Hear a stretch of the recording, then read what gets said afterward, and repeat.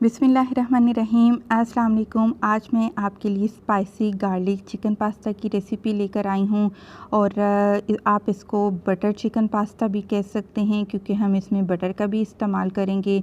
बहुत ही आसान है लेकिन बहुत ही ये टेस्टी बनकर तैयार होता है। आप इसको ज़रूर ट्राई करिएगा। और पास्ता बनाने के लिए आप कोई भी शेप का किसी भी ब्रांड का एक पूरा पैकेट पास्ता का ले लीजिए और इसको बॉईल करने के लिए आप एक खुला बर्तन इस्तेमाल करेंगे। जब भी आप पास्ता को बॉईल करें तो खुले बर्तन में और खुला पानी डालकर आप उसको बॉईल करें। इससे क्या होगा कि पास्ता आपस में चिपकेगा नहीं।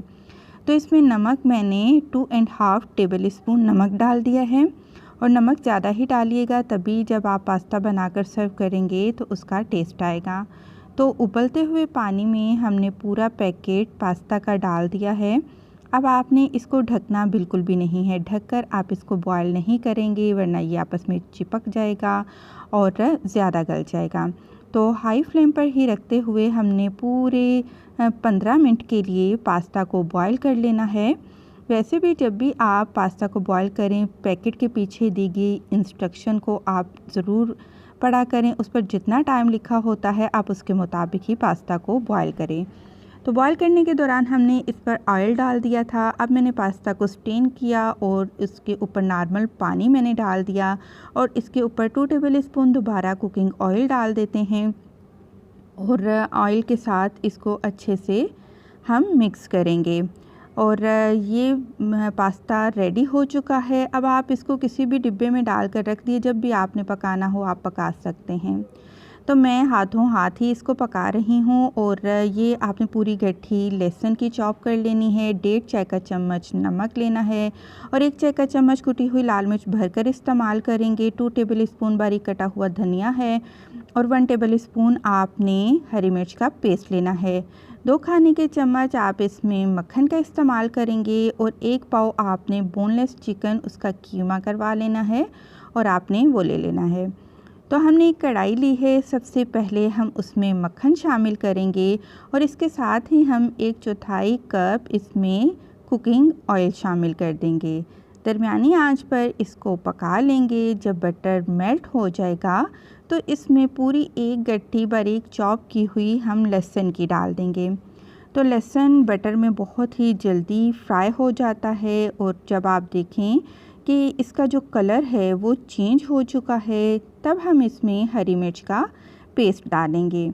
हरी मिर्च अगर बहुत ज़्यादा स्पाइसी चाहते हैं तो 1 टेबल स्पून, अगर कम स्पाइसी आप बनाना चाहते हैं तो 1 टीस्पून आप इसमें ऐड कर लीजिएगा। इसको हल्का सा फ्राई किया है और अब हम इसमें चिकन का कीमा शामिल कर देंगे। आप चाहें तो बीफ या मटन के कीमे के साथ भी आप इसको बना सकते हैं और इसको हम मिक्स करेंगे अच्छे से। और चिकन का कीमा जब भी आप पकाते हैं तो जब तेल में डालते हैं तो ये आपस में चिपकना शुरू हो जाता है, तो इसको अलग-अलग साथ करते जाइएगा। तो अब हमने इसमें नमक और काली मिर्च का पाउडर शामिल कर दिया है।